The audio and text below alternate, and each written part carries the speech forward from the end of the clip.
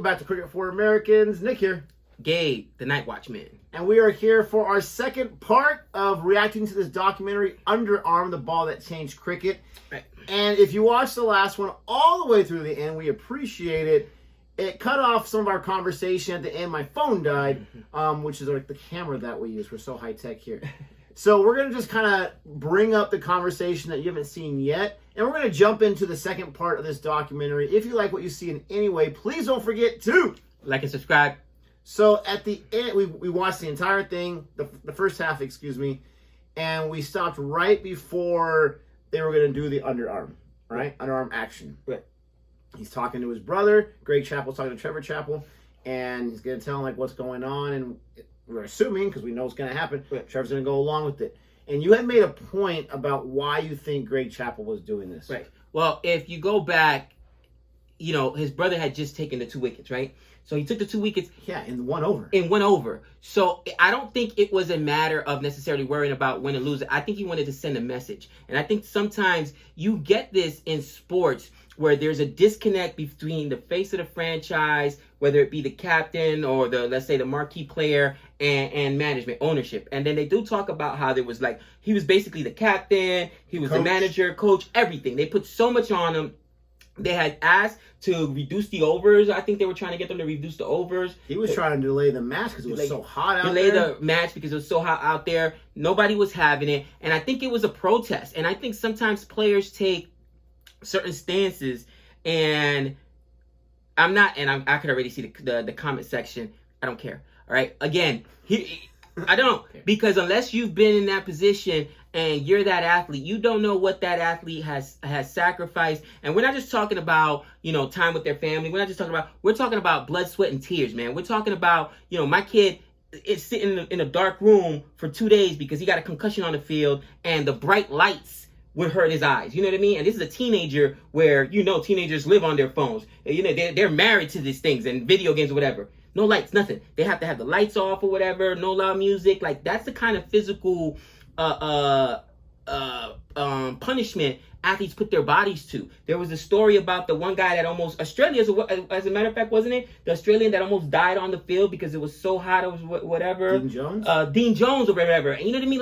Like I get it. People say, oh, we want our athletes to lay it out there all on the line or whatever. But they're human too. And if he, as the captain, is saying, hey, it's hot out here, let's reduce the overs, let's delay the match, whatever, you're not listening, I'm doing everything. I just think he reached a boiling point and said, you know what, enough's enough. I'm just going to... And he just waited till the last ball? I'm going to take this. Were they losing? His brother had just took it to... but what is the guy? The guy needed the 6, right? The guy needed a 6. The guy needed a 6. And your brother just got 2 wickets. What was the chances that was going to happen? You can do so many different things to ensure that's not what's going to happen other than the underarm ball. The fact that he did the underarm... There's other things. What do we say? Make him worry. Put one in his head. Like, there's different things you could... well, you wouldn't do a short ball. You wouldn't do a short ball there or even... that's why it's so controversial. You mean a full toss? A full toss, right. That's why it's so...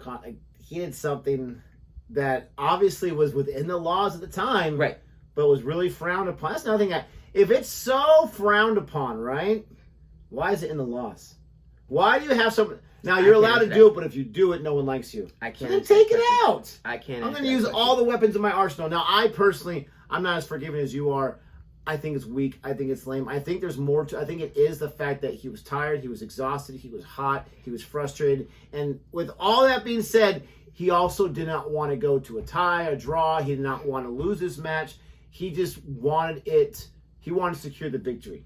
But I think it's a very interesting debate, very interesting, or just different sides of the coin. Let us know what you agree with. Obviously, we haven't seen the rest of this, so we don't know how history unfolds.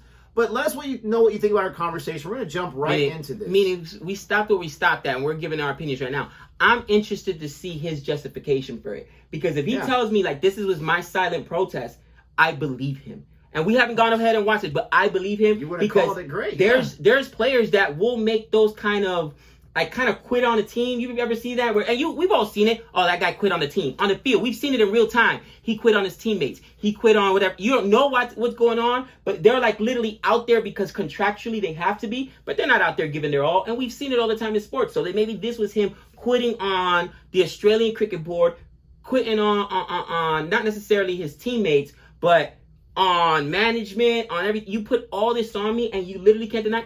I'm gonna show you. So forever conspiracy theorist. I love it. Always, bro. I should have my own show. Me and Tucker Carlson. You do have. Well, he's free now. Conspiracy from what I hear. Sports. So if you don't know what we're talking about, we're checking out Underarm once again. The second part of it. Watch our first part. You'll understand a lot more. And let's continue. Here we go. Look at how the Black other needing a 6 to tie off the last ball. Greg Chappell's had a gutful of being captain. He's about to stage an unprecedented protest. Yeah, it's a protest. What about the partner? It looks like the other partner at the other crease saw Chappell like getting ready to underarm the ball, and he's just standing there like with his hands crossed, like so ticked. Like, am I seeing what I'm seeing? Watch the other guy too. Like, I can see how they're reacting to this. Like, wow, bro, really? Just bowl the ball and we all clap, shake hands, and we're off. We won another one. And it wasn't until the umpire sort of gave it that one, and I thought, what's he doing that for? Well, it looks to me as if they're going to bowl underarm off the last ball. So they already knew they're doing an it. Aussie win means an exhausted Greg Chappell can avoid his team playing a 5th game. Desperate for rest, he'll do anything to guarantee victory. I went to Don Weezer, I think, who was at the bowler's end, and I said, Don, Trevor will be bowling underarm. His eyes rolled back into his head. And then he walked over to me and said that the bowler was going to bowl this ball underarm. And it was sort of stunned. I can't really say what I said, but it was along the lines of, you got to be joking. I immediately thought, well, you can't bowl a grubber. You can't bowl a mully grubber you can't bowl one. You're not allowed to. As I said, I wouldn't bowl it to my brother in the backyard. And I could hear Rod Marsh behind me sort of saying, no, don't do it, don't do that, mate, or words to that effect.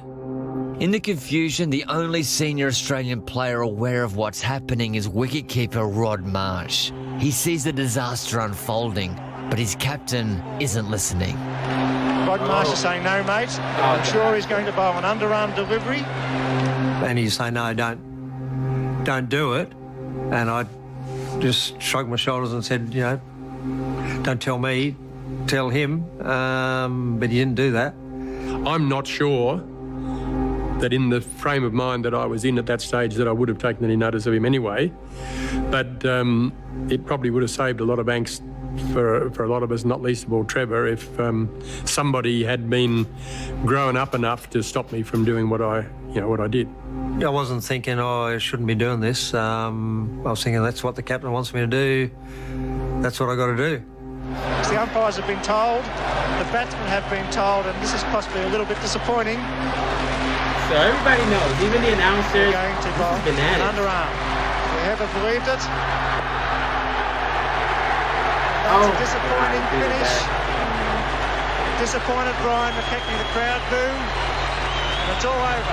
After 50 overs, New Zealand 8 for 229. Wow, your own Trevor bowled the teammate ball and it was basically a threw you under the I mean, bus. Yeah, he bowled it absolutely perfectly, and it's not that easy if you haven't practiced bowling underarm to bowl one that's going to hit the stumps at the other end. It wasn't just an underarm delivery that made it so difficult in that situation. It was the fact that it was all on the ground, that it basically arrived at the batsman's feet and was deliberately calculated to prevent a fair stroke. So when he drizzied it underarm and McKechnie just then threw the bat, I thought, Jesus, what just happened there? It just seemed to happen in a split second before you even knew it was happening, because you didn't think you were allowed to do it. No wonder the New Zealanders are disappointed, and none of them more disappointed than their skipper, Geoffrey Howard. Well, I remonstrated with the umpires, saying that they'd made a complete and utter cock-up, that what had happened was totally illegal because the underarm bowling had been banned. I was totally wrong, and that had only been banned in England. We couldn't even win the game. That was the thing, doing the maths. We needed 7 to win, 6 to tie. Why? Why? If you do the maths, why? Was it the fact that it was his brother, younger brother, who looked up to his older sibling? Was he able to lean on him at a moment like that? Pause this right here. I would venture to say that I wouldn't have asked. Oh, I'm glad that we caught it right there. Do you think, even though his brother had just taken 2 wickets, because it's that brother relationship, and if any other, because look, even the wicketkeeper was like, we can't do this. No, he didn't want So to. do you think any other bowler would have followed those directions? If it wasn't because it was his big brother, younger brother relationship? I would think a lot of bowlers would, because what the captain said. Remember, he's not just the captain, he's also their coach. Like, he is basically God on that field for them. Okay, I mean... That wicketkeeper wouldn't have listened to him. I think it's an interesting dynamic simply because it's younger brother, older brother. And listen, I've got an older brother, and my older brother was my hero in my eyes, right? You couldn't say anything wrong to me about my brother, growing up. And even till today, like he was my hero growing up. At the same time, it's like, especially when you've got that connection where when we're kin, when we're family, we grew up together. Even if you're wrong, I'm gonna back you up 100%. Yeah. Afterwards, I'll tell you how wrong you were. But in the face of everyone, when we're out in the cricket pitch, on the field, baseball field, basketball, football, out in the streets, you know what I mean? Like, you're my brother, I got your back no matter what. I don't think Trevor regrets it still to this day. I'm sure he regrets what happened. I don't think he regrets listening to his brother. Like, no, I mean, like, talking about it right now. I mean, this guy's taking all the credit, the blame. The thing that's crazy to me is the fact that New Zealand's skipper, their captain, goes to the umpire to say, "You understand this is illegal, right?" And he says, "No, you're wrong. That's illegal in England." He thought it was banned everywhere. Right. Can you imagine that? I mean, it's like Dominic McNabb.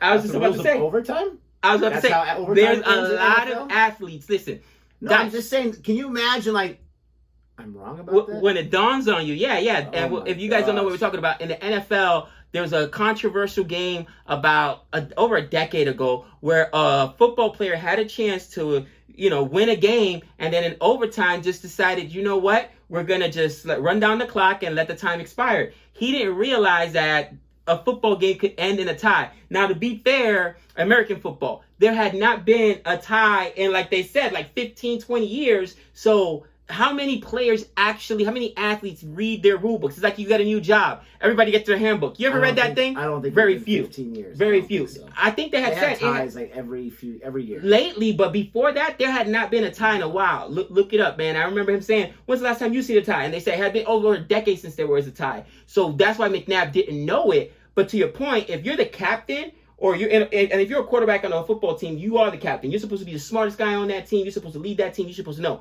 The captain of the New Zealand team should have known that. And I know that it's not neither here or there, but you're the captain of that team. No, you should know. You can't tell me. You can't tell me that you don't mind if McNabb didn't know about, but this guy has to know about it. No. I do mind that McNabb didn't know about it. McNabb is the quarterback. I understand why McNabb didn't know about it because it hadn't been it, but he still should have known because you're the captain of that. There's plenty of things in our own field that. Oh, I didn't realize that. You're not going to know everything, right? Only the umpires are going to know all the laws and the bylaws. So funny. I was going to say, I guarantee you, Jack would know. Yeah, Jack would be like, because that's their job. They have to study it, right? I see what you're saying. I'm sure someone told him, like, "Oh no, underarm is illegal." While they were in England, and he just thought to himself, "Oh, it's illegal." But that also tells you how superior the Australian captain was, Chappell, to the. And I know people are going to get mad at me for that, saying he knows his rules. The New Zealander didn't. I'm just being real. You're out of control. Am I right? The Australian bias. Let's continue. Okay, I am a little biased. At a moment like that. I would venture to say that I wouldn't have asked anyone else to do it. Okay, there you go. Because it's a younger brother. As we started to head off, all of a sudden there was a couple of boos, but then by the time we got off the ground, there was people booing everywhere. That feeling when we got off the ground into the change rooms was surreal. It was just dead silence. One of the selectors, Sam Loxton, sort of come down the stairs. He actually started crying as he said it. He said, "You may have won the game, but you lost a lot of friends." And that didn't do a lot to the morale in the changes, I must say. There's a phone in the room, and the phone Prime rang. Can you imagine? And I answered it, and it was some guy from Perth, I think was the first call, who wanted to talk to Greg. And I said, "Oh, sorry, mate, he's not available." now, so the call must have come into the MCG and just put directly through to the room. I didn't tell him who I was, but I just said to him that Greg was unavailable, hung up the phone. It rang a little while later. It obviously took the call a bit longer to come from New Zealand than it had from Perth. There was a Kiwi on the phone, wanted to speak to Greg as well, and I said, no, I'm sorry, he's not available. And again, I didn't tell him who I was. The immediate memory that stays in my mind is Mark Burgess, who was vice-captain of the team and obviously one of the great players of New Zealand cricket history towards the end of his career at that stage. He must have been drinking a cup of tea or coffee, and he had a little cup in his hand. And once we sort of realised what happened, I can remember him standing up and launching this cup at the side wall of the viewing room, and the cup just didn't sort of break apart. It powdered. Such was the force of the Burge had thrown it with. Rod Marsh came out of the Australian dressing room as I was just about to go into the New Zealand dressing room, and he just took me aside or made sure there was no one around. He said, don't tell anyone or my mates about this, but I just want to apologise to you for what happened. Which I thought was a great gesture, particularly coming from such a hard-nosed, competitive son of a gun like Rod Marsh. After drinking for an hour or two in the dressing room, normally all the fans had gone. We walked outside, there must have been, I reckon, a couple of thousand fans still there, waited that long for us. And I think at that point, we realised, I think that was the very moment, having left the shell of the dressing room and that we realised how the world was going to take us. As the cricket world struggled to make sense of Greg Chappell's bizarre decision and whether the underarm was even legal, one of the game's most respected voices already had a theory. I think it was a disgraceful performance from a captain who got his sums wrong today, and I think it should never be permitted to happen again. As it turned out, the sums were done so badly that Trevor Chappell was left to bowl the 50th over, was panic stations. You know, Richie's inference was that, I'd got my sums wrong and Dennis should have been bowling. But Dennis had bowled out. I wanted to get him over and done with while the ball was reasonably hard. He's a very good cricket captain, and he knew how to win, and he knew what it took to win at all costs, and he knew because it was legal at the time to do it, he had it up his sleeve. I always got the playing conditions at the start of each season and went through it line by line just to see if there's anything that had changed that I needed to know about. And, to my knowledge, underarm bowling had never been made illegal. The board deplores Greg Chappell. This is like listening to a guy who planned a robbery or someone's murder or something. Like, I do respect that. I do. Right. Like you say, you've got to be prepared. You've got to know what's going on. You're going to take on that mantle. You got to this or that. So he's reading it, making sure see if anything's changed. And, that's interesting. Underarm. I'm also thinking about when he's talking about, he saved his brother for that last over. I wonder at one point in the match, he's like, I think I'm going to underarm. I'm going to need Trevor for the 50th over. Because nobody else will do it. No one else will do it. And if it gets to that point where they have a chance of tying or winning it, we're going to underarm. A guy like this, that's that methodical, that's this disciplined. Again, beginning of the season, like he said, he went through the rules, through the laws, line by line to see if anything changed. He needed to know as a captain. Crazy. That just tells you he's the kind of guy that, you're right, would have already been planning ahead of his, okay, this is not looking good. I don't want to have to play a fifth game. If we win this game, we're out of here. I've already complained. You know what? I could see him, the wheels turning. Will bowl the last. Yes, because he will follow my orders and underarm it and get us out of here. And not just a victory, but avoid us from having playing that fifth game. You know what I mean? When we're already tired, we're already exhausted. I asked them to delay this game. They wouldn't. I could see it from his mentality. Now, hindsight's 20/20. He's probably famous or infamous for the wrong reason at this point, right? They said he was one of the best cricket captains in Australia's history. But this is what his name's always going to be synonymous with. This is what his legacy is going to be. If he had to do it over again, I venture to say he wouldn't do it. But at that time, I could see his mentality. I do think he wouldn't do it as well. I agree. Chappell's decision to instruct Trevor Chappell to bowl the last ball of the match underarm. Whilst acknowledging that this action is within the laws of the game, it is totally contrary to the spirit in which cricket has and should be played. The Australian Cricket Board suddenly found itself having to admit their own series rules had made possible the inconceivable. The host country set up the playing conditions, negotiated them with the visiting countries and signed off. And I guess no one really contemplated there would be an underarm delivery bowled or thrown or moved or however you can describe it at that level. It was just not what you did in the game. It was unthinkable. It never occurred to anyone that someone would use that artifice to win a game or to prevent a game being lost. We, the board, had to decide what action needed to be taken with Greg. My own view about it was very much it was a silly thing to do, but it wasn't an illegal thing to do. And as far as I was concerned, I wasn't going to see Greg Chappell hung, drawn and quartered over a mistake. Had they been in a position to sack me as captain, they would have. They wouldn't have got any argument from me, I can promise you on that. Wow. But as I understand it, their legal advice was that they didn't have a leg to stand on because I hadn't done anything wrong.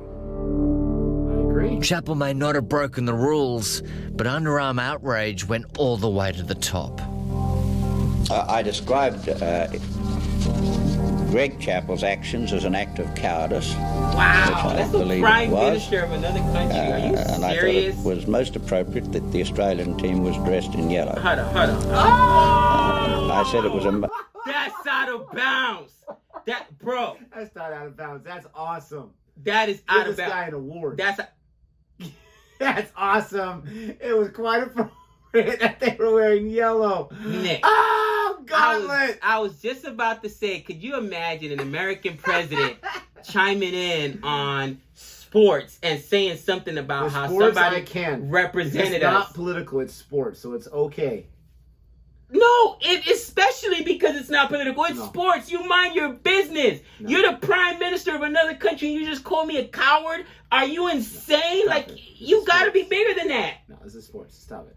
Dude, that is... I've heard worse things from politicians about other politicians in political realms. Exactly. Because guess what? We're in the same... That is your realm. Politics is your... If you want to trash your Prime Minister can't be a cricket fan? But he's not doing it in as a cricket fan. If you're upset, do it anonymous. Write an expo. No. Do a ghost article. Don't come out as the Prime Minister of New Zealand and said it was cowardice. And you know what? It's appropriate they were wearing yellow. That's the most... I love it. I was going to say... I can say I would never see any American president say anything like that, but then again we got Trump, so Trump would say something like that. I don't think he's not the only goofball. Listen, that's insane to me. I can't believe that didn't happen. I love it. Wow. I love it. It's sports. Okay, you're not going to go to war. Obviously, they didn't go to war over it. It's fine, but it's just I understand not firing Chappell. I'm actually impressed they didn't do that.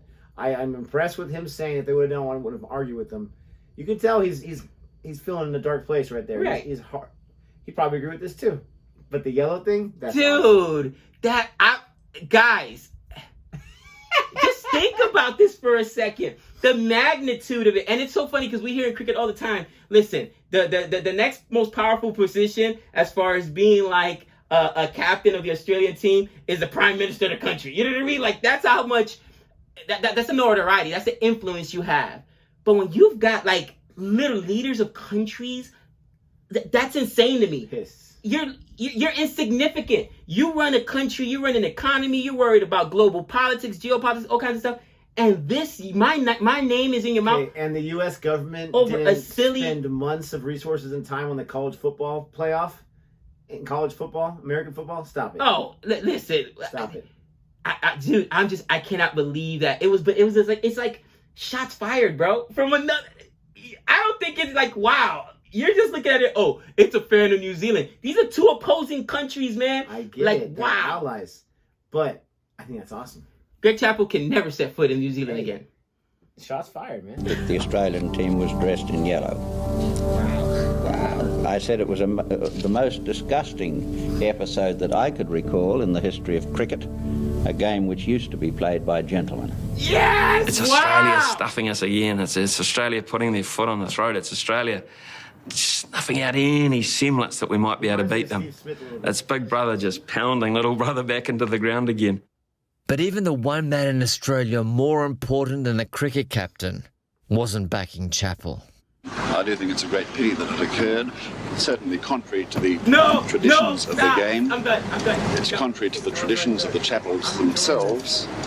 And, I'd be very surprised if they weren't both well aware of that now.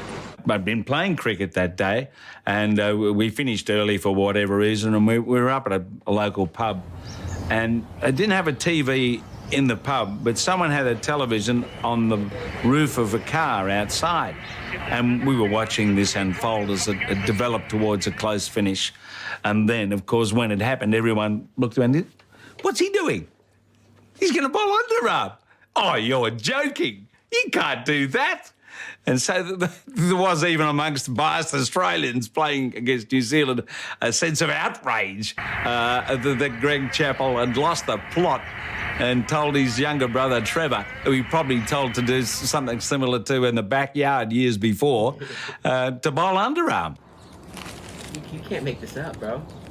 For the Kiwis, yet to return home, an avalanche of telegrams let them know they weren't the only ones feeling shortchanged. 6, 7, 9 pages someone's written. Front and back. As a Dinka Mozzie cricket follower, I deplore the actions taken by the Australian captain. Legal it may have been, cricket it was not. That's a nice script. Don't let their underarm tactics get you down, cause they smell. It was as bad as anything the Englishmen did in the Bodyline series of 1932-33. From Lady Henley. Dear Jeff and team, I think you guys are fantastic, especially after the way Australia acted on Sunday. I think they dress in the right colours anyway. Yellow for cowardness and green for envy. Yours, Sandy, age 12. Kiss, kiss, kiss, kiss, kiss, kiss, kiss, kiss, kiss. 12, yes! Lovely. Green for envy. One from Mum and Dad. That one, yeah. Proud of you. Keep smiling. God bless. Okay, I gotta stop this for a I second. got a letter from India that came snail mail, and Has there been ever a scandal this big in American sports that you can think of? Oh, absolutely. On the international series? Give me one where you've got your own president or prime minister throwing you under the bus. I am the poor guy. I'm so glad he survived this, Nick, because he must have been in such a dark place. There's got to be Olympic doping scandals, right? Those are pretty big because that's international. That's the Olympics, for crying out loud. Yeah, I would say maybe the Lance Armstrong Tour de France. Lance Armstrong. That was a pretty big scandal. Tour de France, yes, that's a good one. But man, where you got the president throwing you under the bus, or sorry, the prime minister throwing you under the bus, your own, not just the other countries, but your own. Holy. And that's why I was saying it's not out of line for what the New Zealand guy said, because it's a thing that you can't even Chappell's not trying to defend it. It's indefensible. It's open season. I mean, maybe I just don't understand the ramification. I get it, but if it didn't break the rules and it was his way of protesting, having a captain, why was it allowed? And don't give me that garbage about we didn't think anyone would do it. Why was it allowed? Exactly. Why is it in there? I mean, if it's the same as murder, for crying out loud. Basically. Yeah. Basically, this poor guy. Oh my gosh! And I know I'm showing a lot of empathy to him. Way too much. But think about what he went through at this point. You've got to take off the blinders, and you've got to understand. He manufactured a victory. He manufactured it with that one decision at the very end. And not just that, but if you're a teammate of him, you're like, dude, we just fought in this blazing hot sun for 49.5 overs. Right. And you cheated us. Now we're getting all this hate.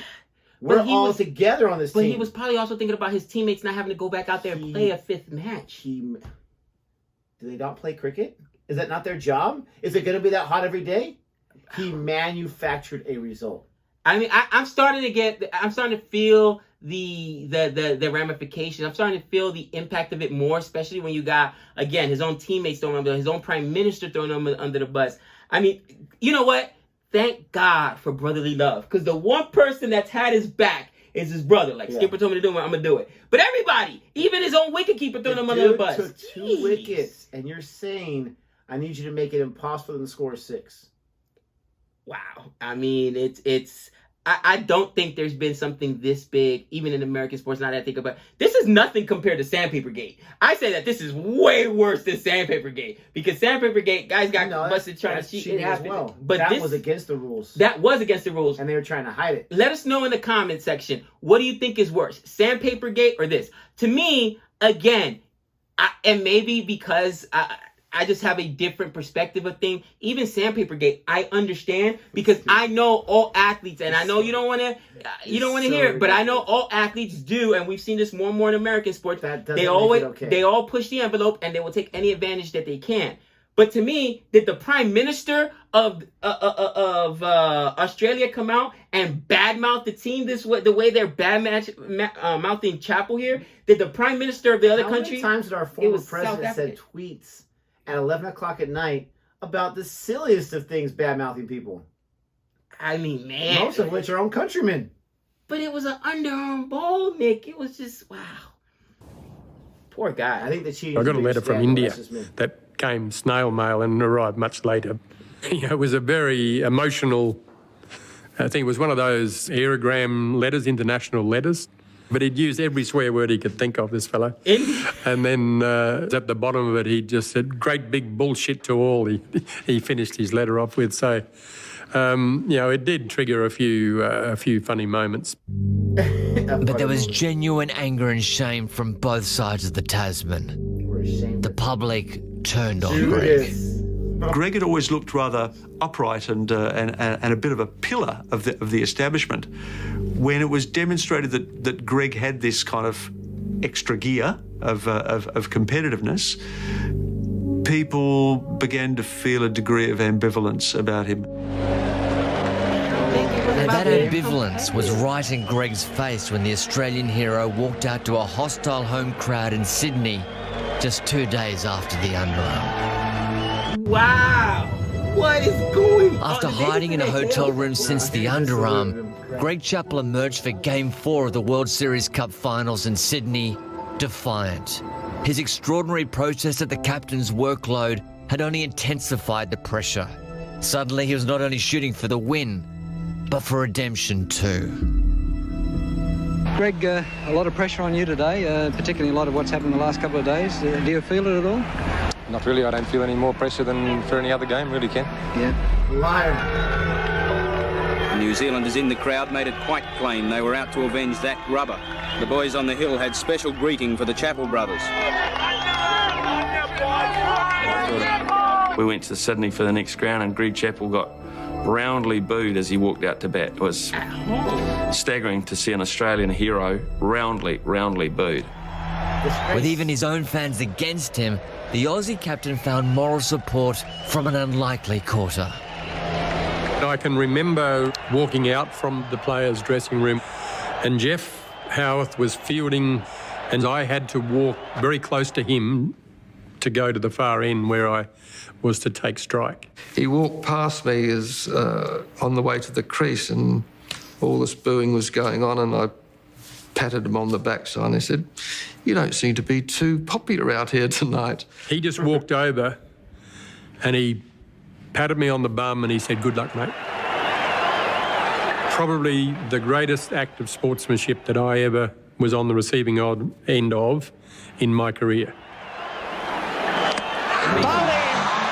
And a moment of karma for Martin Snedden, who just 2 days after his denied catch, finally got Greg Chappell out. He scored a magnificent 80, I think, from memory, and got a standing ovation off. So I thought, well, there we go. She's done and dusted. Till we got home, and we came home as heroes, and we lost the series. I don't think we really understood initially, even weeks or months afterwards, how much an impact this particular incident would have on our lives, especially those who are taking part, myself, and especially the Chappell boys. It's part of the kind of folklore of Australia and New Zealand relations. And clearly, as far as New Zealand cricket was concerned, it was a terrific shot in the arm for the game. It was probably the most significant positive event that ever happened in the history of New Zealand cricket. We had struck gold, and that suddenly we had something in our hands, being the victims of the deadly underarm, that we could probably hold against the Australians for the rest of our lives. So, you know, there was a slight, quiet satisfaction in that fact. It brought cricket very much into the eyes of the public. In fact, for a little while there, we might have been bigger than the All Blacks. For a little while, just a little while, but thank you, Greg Chappell, for that. In New Zealand a year later, Chappell had to enter the lion's den of Eden Park, where outraged Kiwi fans saw him as public enemy number one. Yeah, I was on edge a bit before the game because I wasn't quite sure what sort of reaction I would get from the New Zealand people. I was walking out, so they all started to let me know what they thought of the underarm and, you know, anything else that they could think of. And then all of a sudden, out of the corner of my eye, I saw this bowling ball appear and a great roar from the crowd, which probably drew my attention somewhat. Had a bit of a chuckle to myself, but all that did was make me more determined to, you know, do well that day. And, you know, it turned out to be a terrific cricket match. Short one, it's gone straight up in the air. Chappell made peace with New Zealand the only way he could, scoring a memorable century. The standing ovation when I walked off was quite amazing. I don't think that I experienced anything else like it in my cricket career. It was quite a moving experience because it was the last thing that I expected to happen the first game back in New Zealand. Greg Chappell captained Australia for 3 more years, cementing his status as a great. But his decorated career remains tarnished by the one decision he still struggles to explain. I wasn't even aware until that day, and even almost to that moment, of just how strung out I was and how unfit to captain Australia I was until that moment. And it really was a brain snap, and it was like, I've had a gut full of this, and this is what I think of it. It needed something like that. I'm glad in some ways that it wasn't worse than it was. That's a disappointing finish. I know I can't erase it, and it's irrelevant even thinking about it. In a fleeting moment every now and then, you know, I think, wouldn't it be nice if I'd never done it? Certainly, life would have been easier for Greg's younger brother, Trevor, who's never been allowed to put the underarm scandal behind him. He was the innocent bystander in all of that, and you know he's copped plenty from all directions over the years, and probably is only known for that, which is rather unfortunate and unfair. And for that, I'm profoundly sorry. I certainly wasn't thinking of that on the day when I asked him to bowl it. Up at the stumps, the wicket's a bit slow, so make it hard for him to score. Trevor's international career lasted 2 more years, but none of his achievements would trump the one delivery he's best remembered for. That sucks. Greg said to me, do I need to apologise? And I said, no, you don't. But I'm not looking for an apology. I don't hold any animosity or anything towards Greg or blame him that it's messed my life up in any way. As far as I can see, I don't think it has. It sort of just keeps cropping up. It's something I'd like to sort of leave behind, but somebody keeps returning it to me all the time. It's like a bit of baggage that you don't really want to keep leaving it, and somebody says, here, mate, I think this belongs to you. Who'd remember who Trevor Chappell was if it wasn't for the underarm? Respect for Trevor Chappell. Yes, I thoroughly enjoyed that, and not just because of the Prime Minister giving Australia this or that. I don't hate Australia, obviously. I don't want anyone to go through that kind of stuff, but I love that documentary. It was so well put together, and you get the people that was actually there that experienced it. But yes, heartbreaking for Trevor Chappell. Absolutely. I mean, he got to play for 2 more years, so it's not to say that, like, if they would have said he never put on a uniform again, I would have been crushed.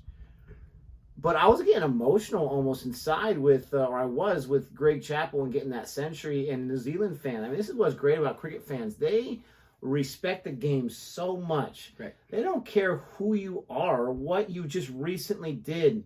You just scored a century against us, and they are able to stand up and cheer. As a baseball fan, you have rivalries and divisions or whatever. And it drives me crazy when certain players, no matter how well they're playing, is that they always get booed at the opposing, because that's the opposing team, and you got to boo their best player. I think that's weak. I hate when my fellow fans do it against other. That's weak. I mean, you can boo the team when the introductions, all that kind of stuff, or whatever. But if they just did something amazing, you're not gonna want to give him a hug. But I love the fact that they gave him that kind of credit.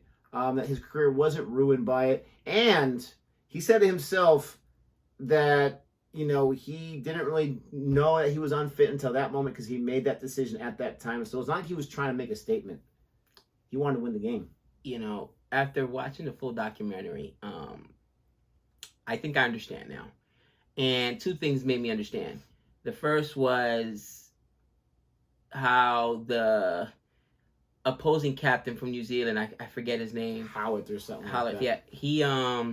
He's the first one that kind of like broke that ice and said, it's all right, I got you, man. You know what I mean? Yeah. And first of all, when it comes to sports, it is a select few that get to become professional athletes. So it's a fraternity. It's a fraternity, right? And they all go through the same trials and tribulations. They all go through the same struggles. So the camaraderie that needs to be there, is understood. But I think that, again, to your point, getting that century and then in New Zealand and the fans, applauding him, it's because he disrespected the game.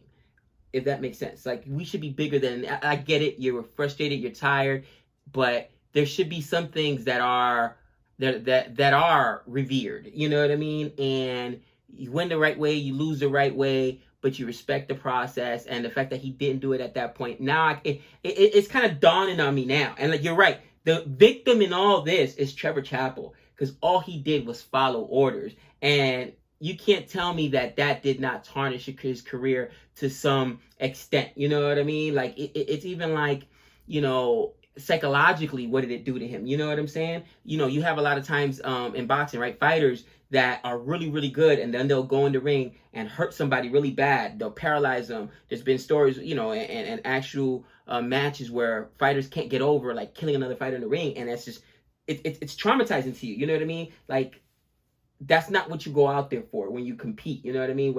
And I think I understand now, like, the fact that he himself acknowledges, like, dude, what was I thinking? You know what I mean? Yeah, he's trying to justify. How many athletes today would try to justify it, disguise that I didn't do anything wrong? And that's the difference between cricket and probably any other sport. You have flopping in basketball and soccer. You have, people who are pretending to get hit by a pitch in baseball, but they're not really. You have people who, like in football, they fake injuries because they don't have an extra timeout because they want to slow things down or this or that. You have people trying to manipulate the outcome by breaking the rules without blatantly breaking the rules all the time. And you have a situation like this where the fans aren't going to stand by it. The players aren't going to stand by it. His own teammate would go to the other guy like, hey, man, I apologize. Right. Like, I hate your guts, right? But I apologize. I think that's amazing. This was fantastic. We hope you enjoyed our reaction to it. Please don't forget to like and subscribe.